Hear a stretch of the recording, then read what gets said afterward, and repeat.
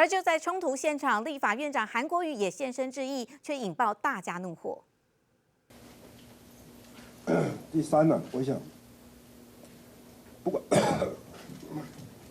谈过去担任助理的种种，突然暂停低头，还以为是回忆到悲从中来，结果是咳嗽。立法院长韩国瑜说压力太大了。这是我当上院长以来第一次助理工会正式请愿，所以我一定来跟大家打个招呼。行政院院长、卓院长是国会助理出身，我本人的立法院长也是担任民意代表助理，所以各位心中的酸甜苦辣，我们都曾经走过这条路。不管最近工作压力太大，助理压力也很大。第三，听我说完。本来说的感人肺腑，结果一句压力大，立刻被现场助理开酸，气氛好尴尬，还被邀约签联署，要求陈玉珍撤案。因为我还要开会来质疑一下啊，谢谢啊。等一下，没关系，没关系，这个没关系了哈，这个已经正式出来了。那我们请理事长可不可以先介绍一下你们工会的人？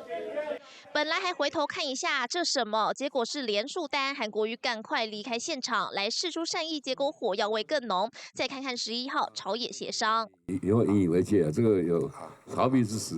没，绝无逃避之实。要逃避什么？我们就很正常的开会，想法都很单纯。协商也争论不休，大多都是没有共识，送院会。院长平常主持议事不认真，主持协商只是过水，把面对这些抗议的声音也当作过水一般，整个力挺的立场并没有达到他自己想要达到的效果。身为立法院大家长，韩国瑜想做到尽善尽美，回头看仿佛白忙一场，难以化解朝野对立。记者综合报道。